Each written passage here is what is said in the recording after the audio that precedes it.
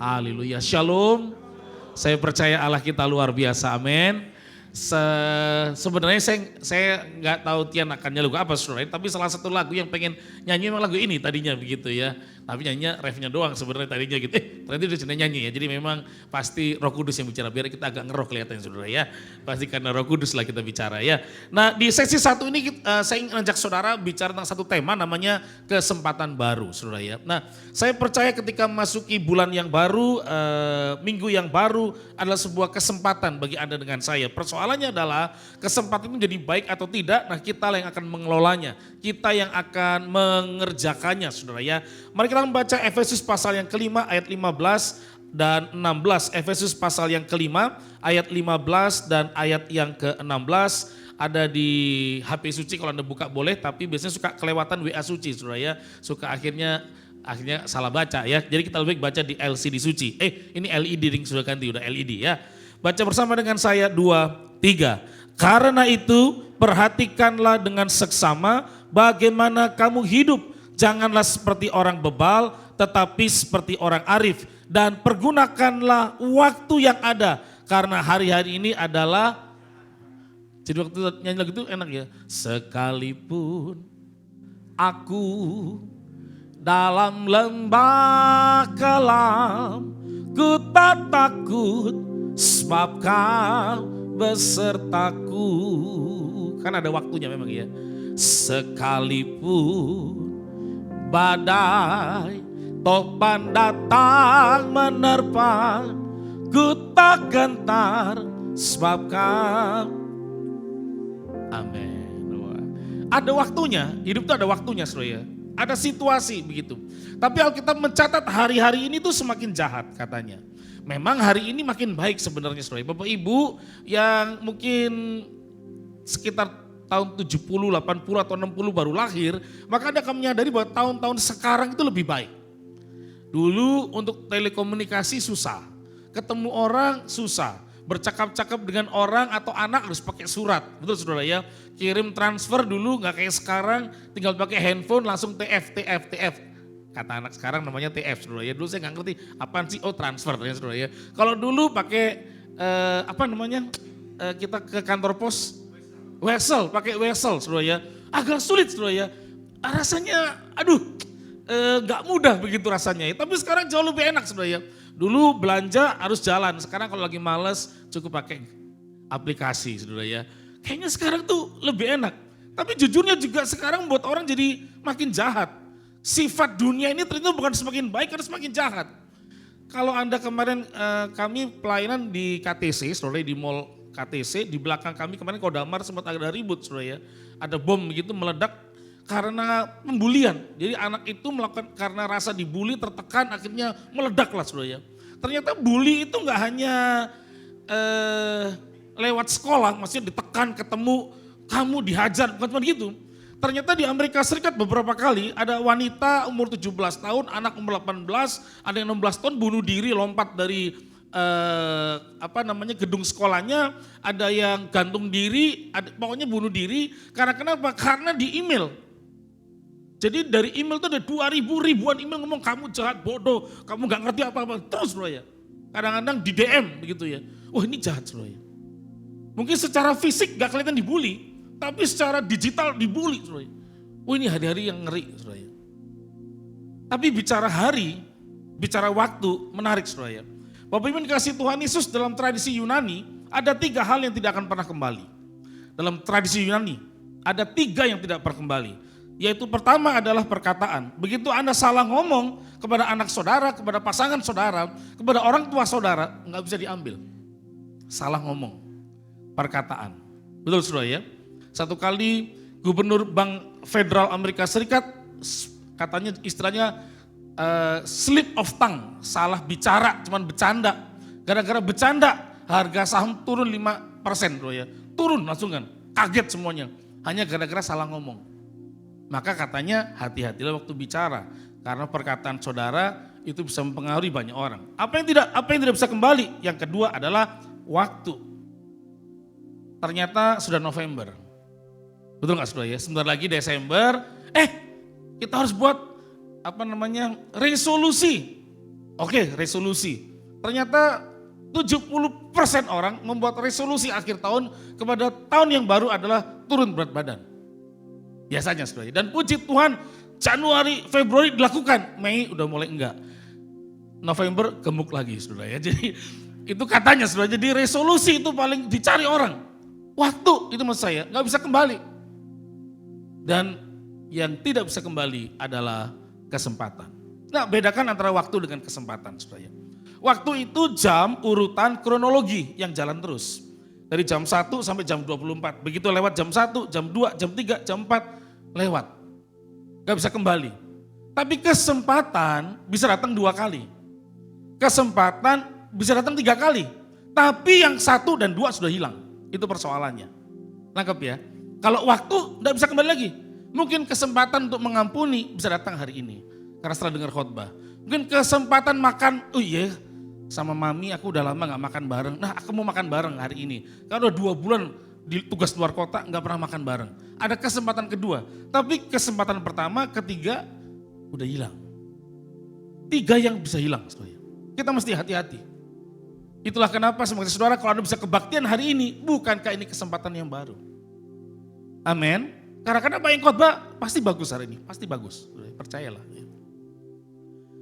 Karena minggu depan udah bukan saya yang khotbah kan beda lagi yang khotbah, betul nggak ya? Bukan lagi Samuel, mungkin yang main drum hari ini. Pas ini Samuel saudara ya. Mungkin minggu depan bisa yang lebih hitam itu yang main ya. teman kita ya. Nah Bapak Ibu dikasih Tuhan Yesus, hati-hati kalau bicara namanya kesempatan. Saya mengajak setiap saudara, ketika engkau diberikan hari yang baru, ada kesempatan yang baru, maka kita harus kelola. Saya percaya semua di antara saudara dengan saya pengen jadi orang yang sukses. Yang mau sukses katakan amin. Aminnya kelihatan kayak gak mau sukses lah saudara ya. Yang mau sukses katakan amin. Sukses ada rumusnya katanya. Sukses, rumusnya adalah SOP. Itu kata rumus sukses saudara ya. Apa itu SOP? Sukses sama dengan opportunity plus preparation. Sekali lagi, sukses sama dengan opportunity plus preparation. Sukses orang dipengaruhi oleh persiapan pertama. Kalau Anda nggak siap, kesempatannya datang, Tuhan pakai orang lain. Betul nggak saudara ya? Kesempatan datang, Anda siap, mungkin nunggu 2 tahun, tapi pas waktunya tepat, kesempatan datang, maka keberhasilan turun. Karena momennya Anda dapat. Saya ingat betul seorang teman yang menjadi manajer Asia terbaik, 3 besar di Asia, bekerja di Singapura.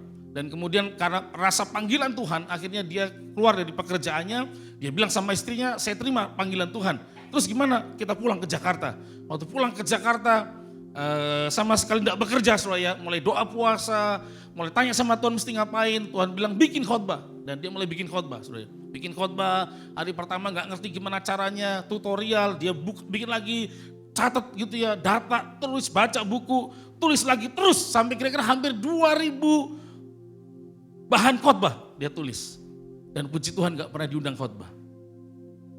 Sampai kemudian karena dia manajer Asia, saudara kan duitnya mungkin banyak deposit oke. Tiba-tiba makin lama makin habis, akhirnya tinggal berapa puluh juta doang. Mungkin tinggal berapa belas juta doang dan istrinya mulai nanya, apa kamu enggak salah? Jangan-jangan kamu terlalu emosional. Waktu hamba Tuhan berkata di sini ada orang yang mau kutus, kamu keburu angkat tangan. Jangan-jangan itu punya orang. Salah kali sayang. Enggak, itu dari Tuhan, aku terima itu kesempatan, aku mau melayani. Lu iya tapi udah setahun lebih kamu gak kerja, gak ngapa-ngapain, uang kita makin habis. Terus kita mau makan dari mana? Ya gak tahu, Tuhan cuma suruh bikin khotbah dulu katanya. Dan satu kali momennya tiba saudara. Dimintalah dia untuk seminar oleh sebuah gereja. Dan gara-gara seminar itu, melihat persiapannya, cara dia memimpin, cara dia membawakannya, bagaimana dukungan materi yang ada, ilustrasi yang bagus, akhirnya muncullah dia jadi pembicara yang terus dipakai banyak orang. Sampai ke perusahaan juga. Kesempatan. Coba kalau dia gak ngapa-ngapain, gak persiapan, sampai momennya tiba, lewat juga kemudian. Bapak Ibu seringkali kita kehilangan kesempatan. Dan kita pikir besok masih ada waktu, masih ada. Hati-hati loh, hari yang jahat ini bisa menutup kesempatan kita. Amin. Saya punya seorang teman, anak rohani di Surabaya, dan 3 minggu yang lalu meninggal dunia karena kanker. Sebenarnya kanker ini harusnya bisa ditangani dengan baik. Ketika masih berbentuk kecil begitu ya, benjolan kecil begitu ya. Cuman karena nggak terlalu dirasakan, dianggap ya gampang lah, masih kuat menahannya. Akhirnya sampai setahun dibiarkan, tetapi sudah kemudian jadi naik 12 cm. 12 cm itu besar sebenarnya, berat dan menyakitkan. Akhirnya 3 tahun yang lalu dia ke Penang, dibereskan di Penang. Dokter Penang kaget karena ini sudah sangat besar, karena baru sekarang kamu bisa mati kalau nggak segera dioperasi. Akhirnya dioperasi, diterapi, di kemo 40 kali, ditembak saudara ya, dan akhirnya puji Tuhan bersih katanya. Wah senang saudara ya, tapi saya lihat memang sikapnya dia waktu sakit itu, waduh, benar teladan banget. Nggak pernah ada caption tentang sakit, marah, kecewa, tiap kali ditelepon video call selalu ceria. Ini orang memang luar biasa mentalnya saudara ya. Dan kemudian dia berjalan. Nah persoalannya adalah memang, katanya kanker itu terjadi karena 3 biasanya. 1, keturunan, yang kedua stres atau tekanan, berikutnya juga karena makanan. Apalagi kalau saudara suka makan katanya yang makanan kaleng, saudara, itu juga persoalan. Menimbulkan apa karsinogen, apa-apalah saya lupa istilah-istilah gitu ya. Pokoknya istilah orang pinter lah, saya kan kurang pinter, tapi kira-kira itu saudara ya. Jadi itu membuat akhirnya orang itu timbul lagi akhirnya. Makan gak diatur, tidur gak dikelola dengan baik, dan akhirnya 1 tahun kemarin, itu sudah nyebar ke seluruh tubuhnya. Jadi paru ginjalnya sudah membesar atau gimana, saya agak lupa istilahnya ya, lever atau apalah begitu ya. Dan akhirnya 3 Sabtu yang udah gak tahan dan meninggal dunia. Umurnya baru 36 tahun, anak baru 1, masih kecil, umur 8 tahun. Kadang kalau secara manusia kita mikir, aduh coba kalau seandainya dia ngatur kesehatannya, betul gak saudara ya? Kalau seandainya saja waktu kecil itu dia kelola dengan baik, kalau udah membesarkan repot begitu. Gak bisa diapain, kesempatan udah hilang.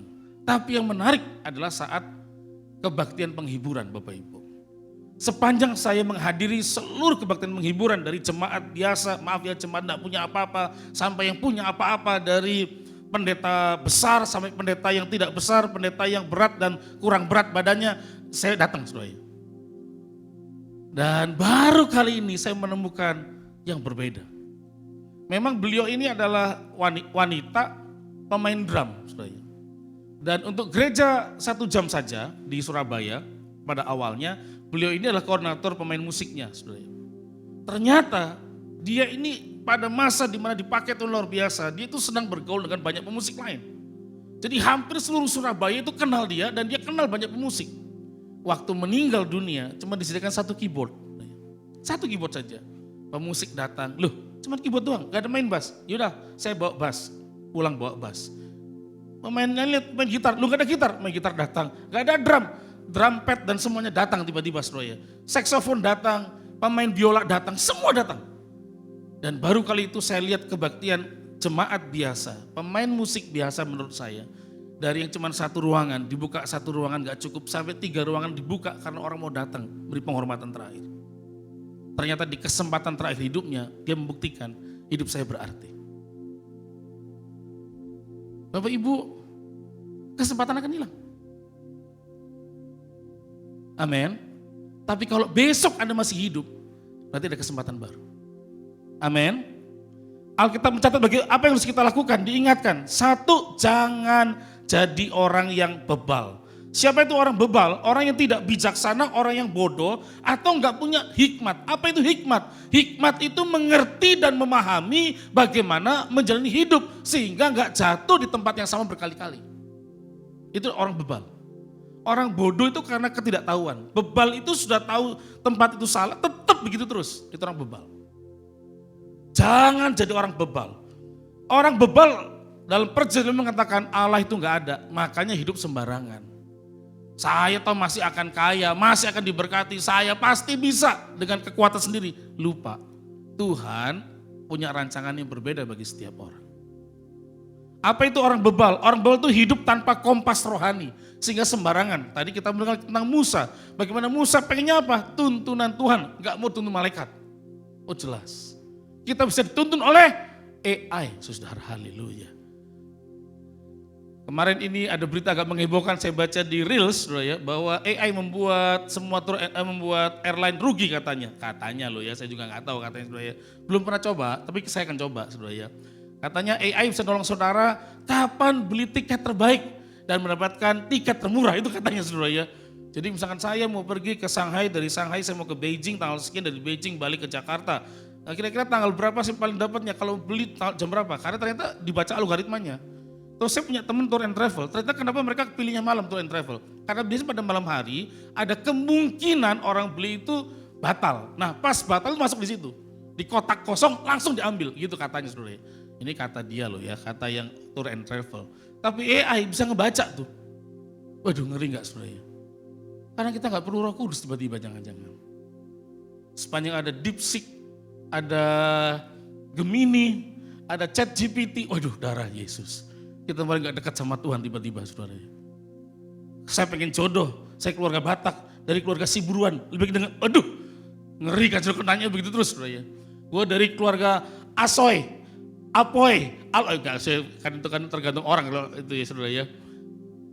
Kalimantan apa namanya Sumatera itu kan pakai A biasa saudara ya. Istri saya Chinese tapi Jawa, kalau Jawa nggak pakai A-an saudara, nggak pakai saudara ya. Bapak Ibu ini persoalan loh. Orang yang bebal seringkali menyiapkan waktu, disuruh berdoa, suruh berubah nggak mau. Nantilah, masih ada besok, minggu depan. Ayolah sama anakmu tuh loh, pulihkan kembali hubungannya. Itu anak tuh, bawa kuat gue lihat dia. Waduh, ngeri saudara ya. Terus begitu waktunya makin jauh, makin gak ada, bahaya Bapak Ibu. Orang yang bebal pasti menolak kehendak Tuhan. Karena kehendak Tuhan itu karena kenapa? Sakit sama daging kita kadang-kadang. Untuk bertobat gak mudah kadang-kadang. Untuk bekerja dengan baik kadang susah. Untuk mengampuni kadang sulit. Nah orang bebal gak bisa saudara ya. 2 Korintus 5 ayat 17, mari kita akan baca bersama-sama ayat firman Tuhan ini. 2 Korintus 5 ayat 17, 2, 3. Jadi siapa yang ada dalam Kristus, ia adalah ciptaan baru. Yang lama sudah berlalu, sesungguhnya yang baru. Yang ciptaan baru katakan amin. Begitu mengenal Tuhan Yesus sebagai Tuhan dan Juru Selamat, kita ciptaan baru. Nah uniknya, kalau ciptaan baru katanya Anda dengan saya mesti bangun dan bangkit. Berdasarkan ayat 14 dan ayat 13. Efesus pasal yang sama yang kita baca. Ayo bangun, bangkit. Jangan lagi tertidur, jangan lagi di kegelapan. Bangkit, berarti mesti ngapain katanya? Anda dengan saya mesti punya kesadaran. Saya sekarang manusia baru. Berarti kalau jadi ibu, bukan ibu yang ngedumel terus, tapi ibu bersyukur punya anak. Agak sulit anak saya memang gak lebih pinter ya anak lain, tapi paling tidak saya punya anak yang harus saya kasihi. Sekarang status saya baru, kenapa? Saya sudah menikah. Loh kan berarti saya harus menghormati pasangan saya. Loh kan begitu saudara. Enggak, waduh saya kerja sampai malam demi istri saya, demi anak saya. Tapi kan mereka perlu pertemanan, perlu hubungan. Saya satu kali ke Solo ketemu dengan keluarga istri saya. Diberkati saudara, kaya lah. Usahanya berhasil tentang obat begitu ya. Sampai akhirnya jadi punya perusahaan sendiri begitu ya. Dan waktu saya datang ditemani oleh Cici, dari istri saya. Si Cici sama 2 anak perempuannya waktu itu. Pergi ke mall kemana selalu temenin dia. Si kokonya lagi sibuk lah, terus jam 10 malam baru pulang. Akhirnya 10 malam kami berempat ngobrol. Saya tanya, gak pernah nemenin Cici untuk jalan teman? Aduh, Dre, saya mah gak bisa. Kalau Cici mah yang penting ATM sama kartu kredit tetap available, gak ditolak mah di jalan terus, katanya gitu ya. Kata si kokonya, sebenarnya berpikir kalau ada ATM yang penuh dan kartu kredit yang tidak di reject berarti aman saudara ya. Kok jangan begitulah. Ini depan kami berempat ya. Sebenarnya menurut saya Cici sebenarnya pengen loh, ada satu yang dia pengen. Sorry Ci ya kalau saya mau nanya, pasti Cici pengen kan sekali waktu ke mall itu ditemenin. Iya sih. Pokoknya kaget. Tapi kamu pengennya duit. Aku tuh bukan mata duitan. Tapi tetap perlu duit. Bener juga saudara ya. Wanita tidak pernah mata duitan. Tapi perlu itu H&M. Unik loh. Tetap perlu saudara ya. Tetap perlu duit. Tapi kebersamaan itu juga perlu. Dan puji Tuhan setelah diomongin saudara ya. Kokonya mulai agak mengurangi pergi keluar kotanya. Sesekali nemenin. Loh Bapak Ibu. Hati-hati loh. Kita mesti sadar. Kita mesti. Kalau Anda mulai punya keluarga, mau jadi pekerja, ya hidupnya beda memang. Dari kuliah ke kerja, ya sadarlah. Beda cari hidup saudara nanti. Mari kita jangan malas dengan hidup ini.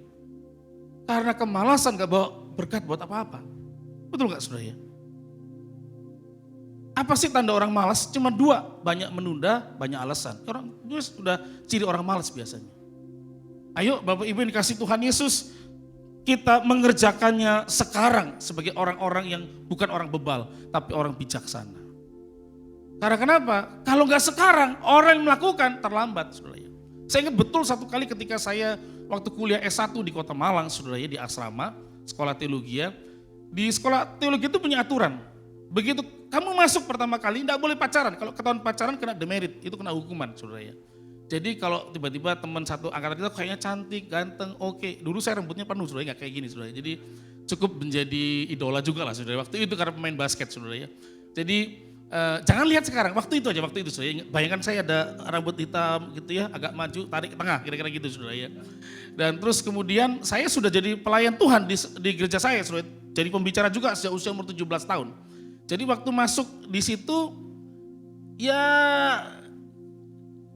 kayak ada lagu gitu ya. Oh Tuhan, ku cinta dia, sayang dia, rindukan dia. Tapi kan gak boleh ngomong. Izinkanlah, haleluya, ada cinta di hatiku. Tapi gak boleh ngomong, gak boleh. Tahun kedua pendekatan, dia mulai deket, tapi tetap gak boleh. Saudara. Jalan bareng aja, ketahuan jalan bareng, kena demerit. Saudara. Makan bareng, ketahuan belajar bareng, demerit. Saudara. Akhirnya tahun ketiga, tahun ketiga itu boleh ngomong biasanya. Tahun ketiga, tapi saya memastikan iman saya bener gak, ini pilihan saya Tian. Tahun keempat ayo ngomong Tian. Dia anak Jakarta, cantik, putih, agak tinggi. Wah cocok banget saudara. Akhirnya saya setelah doa puasa memberanikan diri. Saya gak perlu sebut namanya, ntar Anda cari soalnya ya saudara ya. Jadi saya bilang, saya petugas perpustakaan, dia juga petugas perpustakaan. Jadi ada keuntungan saudara ya. Jadi waktu 8:30 udah mau tutup, di dekatnya counternya perpustakaan, saya bilang sambil kita ngatur-ngatur buku, aku mau ngomong sesuatu nih buat kamu, sama kamu penting, boleh nggak? Oh nggak apa-apa, yuk apa gitu dibilang. Iya nih aku udah nggak tahan pengen cerita sama kamu, udah doa, aku udah ya puasa begitu. Kenapa? Aku tuh suka sama kamu, mau nggak jadi pacar aku? Waduh kaget. Itu dengan keberanian. Terus dia bilang, ya ampun Andre, aku tuh juga suka sama kamu. Pas banget Tian, gila nggak? Pas banget Tian. Tapi kemudian dibilang gini, cuman aku udah doa sama Tuhan, siapa yang ngomong pertama jadi pasanganku. Lah terus kemarin Sigit udah ngomong. Tian, gue kesel Tian. Dia ngomong duluan Sigit, kurang ajar tuh Sigit saudara ya. Padahal dia juga suka ternyata, tapi karena dia udah janji sama Tuhan. Pokoknya Tuhan siapa yang ngomong pertama kali, duluan terima sih, kurang ajar itu saudara. Sigit tuh gak ngerti kehendak Tuhan Sigit saudara ya. Itu saya belajar tuh, yuk kalau gak sekarang orang lain duluan. Lu gak ada amin? Lu betul gak? Anda mau diberkati Tuhan, duluan cari Tuhan pagi-pagi. Amin. Kalau pengen beres kerjakan sekarang, jangan nanti. Orang bebal, nantilah masih ada besok, masih ada kesempatan, masih ada waktu yang lu belum tentu. Buktinya, saya ngalamin kan. Yan, sekarang Yan, jangan nanti. Lu kalau mau nikah, buruan, keburu naik harga-harga soalnya. Keburu harga mobil listrik naik tuh akhir tahun nanti. Pajak dinaikin lagi tahun depan. Lu buru-buru beli sekarang. Bapak Ibu dikasih Tuhan Yesus, sekarang. Orang bebal nunggu terus, buang kesempatan terus. Dan ayo jangan ngeluh. Orang bebal, orang males, aduh gak bisa lah, repot. Dalam kitab Amsal mengatakan ada singa di depan pintu. Bohong doang padahal saudara lagi males. Orang bebal, ya udahlah aku capek. Many reasons, terlalu banyak alasan. Ketika Tuhan minta kepada kita, ayolah datang, cari aku. Kita banyak alasan karena juga saudara. Tuhan aku sibuk lah. Tuhan aku naik jadi manajer, yuk baru jadi manajer udah ngerasa gak bisa cari Tuhan. Saya kenal seorang pendeta punya perusahaan 11 itu aja masih cari Tuhan. Saya punya teman sekarang jadi 11 perusahaannya juga masih mau melayani. Ada lagi seorang jemaat atau pengerja punya perusahaan 56 perusahaan sampai tua masih melayani Tuhan. Terus Anda baru punya toko satu. Tapi gak sekarang cari Tuhan. Saya pernah punya perusahaan, tutup kemudian, tetap cari Tuhan saudara ya. Tapi gue cari Tuhan tetap. Akhirnya dibukain jalan baru sama Tuhan, dua usaha yang baru. Tetap kita itu sekarang, jangan jadi orang bebal. Amin. Bapak yang kasih Tuhan Yesus, salah satu tokoh menarik di dunia perfilman dan dunia hiburan namanya Walt Disney. The way to get started is to quit talking and begin doing. The way to get started is to quit talking and begin doing. Langkah untuk memulai adalah berhentilah bicara dan bayarlah perpuluhan tepat pada waktunya. Ini penjelasan tadi saudara ya. Cara untuk memulai adalah sudahlah jangan banyak alasan, jangan banyak ngomong dulu, lakukan sekarang. Udah itu aja. Kalau mau mengasihi, mengasihi. Kalau mau mengampuni, jangan banyak alasan. Kalau mau kerja keraslah sekarang. Karena kenapa? Anda masih diberi 1 hari. Kalau mau buka toko lah dengan tersenyum. Jangan aduh bisa nggak? Jangan nggak bisa. Udah sebelah itu pakai lihat lilin soalnya. Aku lilin nggak ada. Bukan itu masalahnya. Teman-teman, Bapak Ibu yang dikasih Tuhan Yesus, saya mengajak setiap kita. Apa yang harus kita lakukan? Maka pergunakanlah waktu dengan baik. Mari kelola waktu kita dengan baik, saudara ya. Karena kenapa? Kalau bicara waktu, kita mesti atur dan kelola waktu kita dengan baik. Hidup ini katanya ada matematikanya, saudara ya. Hidup kalau bicara waktu itu ada matematikanya. Nah saya akan mengelola waktu saya karena gak boleh lama-lama kan. Betul gak ya? Ini sebenarnya jam 11 masuk nanti tuburkan nanti ya. Jadi saya akan sampai kira-kira jam 11 kalau 5 menit lah ya. Diomelin langsung kan dia. Nah teman-teman Bapak Ibu yang dikasih Tuhan Yesus. Katanya hidup itu ada matematikanya termasuk waktu. Anda perhatikan ada yang disebut dengan tanda tambah. Plus. Maka dalam hidup ini tambahkan perkara-perkara baik. Tambahkan iman, tambahkan kebajikan. Dalam hidup ini tambahkan pengetahuan. Amin. Yang kedua, jangan mengurangi hal-hal yang baik dalam hidup saudara. Amin. Jangan mengurangi waktu yang Tuhan percayakan untuk akhirnya habis untuk annyeonghaseyo, kamsahamnida, kencana, aigu. Ya gak apa-apa nonton boleh. Tapi jangan mengurangi nanti berkat Tuhan karena Anda sendiri yang salah. Amin. Yang berikutnya lagi adalah tanda bagi. Mari kita berbagi hidup dengan orang lain. Kalau ini kesempatan Anda bisa berbagi tentang pengetahuan, ajarilah orang untuk maju. Kalau ini adalah waktunya berbagi untuk senyuman, berikan senyuman supaya orang itu mungkin lagi getir hatinya, lagi terluka, melihat Anda tersenyum, ternyata senyummu mengubahkan duniaku. Itu kata Afgan. Kalau ini waktunya Anda bisa berbagi momen. Waktu dia sedang menangis, Anda datang memberikan penghiburan. Kenapa gak hari ini momennya diberi? Kalau ini waktunya berbagi dinner, makan malam, momen itu dengan anak-anakmu, dengan orang tuamu, dengan pasanganmu. Kenapa gak Anda lakukan? Karena nanti kesempatannya akan hilang. Waktunya habis, gak ada lagi, momennya bisa hilang. Mungkin yang pertama hilang, kedua hilang, ketiga datang, betul. Tapi jangan sampai terlalu banyak yang hilang. Dan yang terakhir, mari lipat gandakan waktu dan kesempatan kita. Artinya begini, kalau hari ini dengan Anda tekun membaca setengah jam saja, setahun nanti Anda lebih pintar dari orang lain, Anda lebih melipat gandakan kemampuan berpikirnya. Anda pengen naik jadi manajer, aku pengen seperti kata Alkitab, kepala bukan ekor, naik tidak turun. Tapi kalau Anda enggak menambahkan apa-apa, melipat gandakan waktumu untuk membaca yang lebih baik, merenungkan lebih baik, tutor lebih baik, ya kita enggak melipat gandakan apa-apa. Mari lipat gandakan waktu kita jadi beda. Ketika saya mengikuti kelas CBC, Karakter Building Consultant, trainer saya mengingatkan, you mau pilih mana untuk masalah waktu? Sebulan 30 hari 5 juta atau seminggu 5 juta harga dirimu, harga pekerjaanmu, harga kinerjamu, atau 1 hari 5 juta atau 1 jam 5 juta atau mungkin 1 menit 5 juta atau jangan-jangan 1 detik hargamu 5 juta.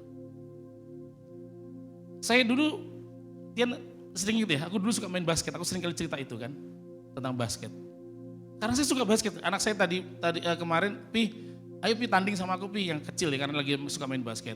Aduh Dek, kalau Sabtu besok Pi nggak bisa, kan harus lagi ada baksos, dari baksos terus kemudian harus ke rumahnya Om Beni, dari rumahnya Om Beni harus kemudian kondangan, jadi nggak bisa. Minggu gimana minggu setelah kebaktian? Aduh, kalau minggu setelah kebaktian nggak bisa, 9 malam soalnya. Nanti kalau Papi potong jam 5, Om Yohanes suka marah takutnya gitu kan, ya apalagi Bunda ya suka sengkat di jalanan takut saya sudah ya, jadi harus sampai malam nggak bisa. Senin nggak bisa, nanti malam Papi harus ke Purwokerto, hari Sabtu saya harus ngajar misi di Purwokerto 2 hari. Jadi nggak bisa, paling Rebo kalau mau, yaudah Rebo, waktu. Tapi saya suka basket. Dari SD kelas 6 sampai SMA kelas 3 saya main basket. Latihan seminggu bisa minimal 4 kali, paling banyak 6 kali. 1 kali latihan 2 jam sampai 4 jam. Kalau ditambah dengan Indonesia Muda, klub yang saya ikuti, maka latihan malamnya lebih parah lagi sampai 3 jam. Saudara. Dan saya berharap dulu, karena keluarga bercerai, tinggal di daerah, rasanya pilihan keuangan tuh sedikit enggak banyak. Kalau mau pedagang enggak punya duit. Kalau menjadi ASN agak susah. Jadi militer atau ABRI atau polisi tinggi kurang 2 cm lah saudara. Jadi kurang gizi juga itu persoalannya saudara ya. Nafas sih oke, tinggi kurang saudara ya. Apalagi ya pengennya, akhirnya main basket. Dan waktu saya belajar main basket, saya sebenarnya sudah bermimpi saudara, karena diajak teman saya masuk. Dulu namanya Kobatama. Di Kobatama itu ada satu klub namanya di Malang, Bima Sakti Nikustil. Itu kalau sekarang Satria Muda lah kalau di Jakarta begitu ya. Atau CLS Surabaya itu kan profesional, orang itu digaji, dibayar begitu. Jadi saya pikir udahlah kalau saya nggak bisa ASN, pegawai negeri, nggak bisa polisi atau yang lain, ya sudah saya mau jadi main basket. Karena siapa tahu dari situ kan kontrak iklan, masuk Popda, itu kan dapat uang bulanan soalnya, terus semua dapat dan bisa melewati jalur prestasi masuk pegawai negeri. Kan bisa begitu pikirnya. Dan waktu latihan hari Sabtu baru saya sadar. Latihan Sabtu itu bentrokan sama kebaktian kaum muda. Sehingga saya dipanggil gembala saya. Kamu Sabtu kemana? Kau enggak kebaktian? Oh tante ikut latihan ini. Ayo kamu pilih dong, kamu kan harus ibadah dulu. Ya sudah akhirnya saya ngalah tuh Tian. Enggak latihan tapi ibadah. Akhirnya jadi pendeta. Sudah ya. Jadi enggak jadi main basket sudah ya. Tapi teman saya satu lagi jadi pemain basket. Ditolak dari tim basket, cuman suruh ambil bola, ambil lap gitu saudara ya. Tapi dia latihan 2000 kali lebih banyak dari orang lain. Latihan 2 jam lebih banyak dan sekarang duitnya banyak. Namanya Michael Jordan. Itu teman saya saudara, itu teman satu lighting lah waktu latihan saudara ya. Itu latihan. Dia melipat gandakan arti waktunya, itu maksud saya. Maka kalau Anda pengen anakmu hebat, lipat gandakan waktu sama anak saudara, supaya anakmu punya nilai yang bagus dan bisa mengalahkan dunia, jadi hebat kemudian. Sekarang kayaknya lelah, tapi nanti dia hebat. Betul nggak? Kalau Anda mau lipat gandakan waktu, sekarang belajar banyak. Sekarang kasih waktu banyak. Nanti sudah mengerti lebih banyak. Itu namanya melipat gandakan. Seandainya saja Ibu Gembala saya tidak bilang hari itu Tian, lumayan gue masuk Bima Sakti Nikustil. Paling enggak ada duit, pada waktu saya masih muda ada duit banyak lah. Tapi kan udah gak bisa, akhirnya jalur pelayanan dilipat gandakan. Paling enggak khotbah masih 40 kali sebulan lah, lumayan lah saudara ya, haleluya. Loh Bapak Ibu ayo, jangan jadi orang bebal. Yang buang kesempatan. Saya mengajak setiap saudara, lipat gandakan. Karena kenapa? Ini matematikanya hidup. Yang muda, Anda boleh santai hari ini. Anda cuma ongkang kaki, yang penting Starbucks, yang penting H&M, yang penting mall boleh. Tapi percayalah, Anda akan menangis di masa depan. Kalau nggak pernah melipat gandakan apapun juga dengan hidupmu. Amin. Karena kenapa? Waktunya akan semakin habis, kesempatannya semakin berkurang. Tapi kalau bisa hari ini, kenapa enggak hari ini? Amin. Kalau bisa berubah, kenapa enggak mau berubah? Kenapa harus tunggu hari esok? Kita ini ciptaan baru. Dan ciptaan baru punya cara pikir baru, kekuatan yang baru, rancangan yang baru. Kemuliaan Tuhan, tuntunan Tuhan, mujizat turun bagi kita. Dan saya mengajak Bapak Ibu, Opa, Oma, Om, Tante, dan khususnya Anda yang masih muda. Atur matematika hidupmu dengan baik. Jangan sampai terbalik. Amin. Mari kita berdiri bersama-sama. Nyanyi yang tadi itu ya. Jadi lupa lagi lagunya nih, refnya.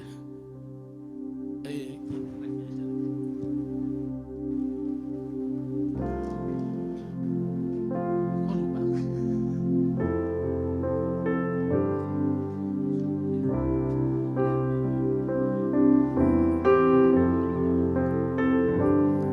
Percaya berkat-Mu atasku melimpah, kebajikan, kemurahan selalu mengikutiku. Ku puji, ku sembah Kau Tuhan.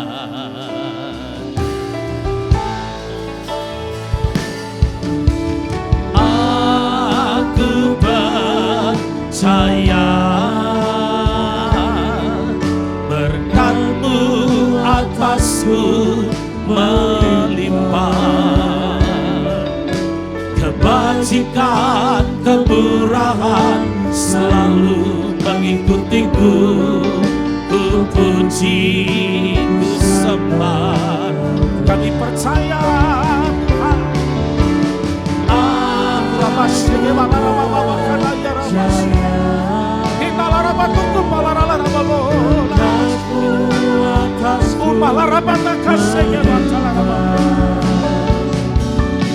Kebajikan, kemurahan selalu mengikutiku. Ku puji, ku sembah. Aku percaya padamu. Yes. Perkara-perkara terbaik Tuhan beri bagi hidup kami ya Bapa. Biar kami mengelola berkat, menjadikan lumbung, dan kami akan terus mengelola lumbung kami, menikmatinya sepanjang umur hidup kami ya Bapa. Amin. Ku puji, ku sembah. Aku percaya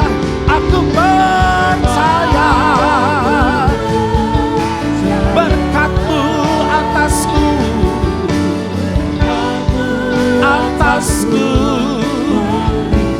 Amin. Setiap kebajikan, kemurahan selalu. Amin.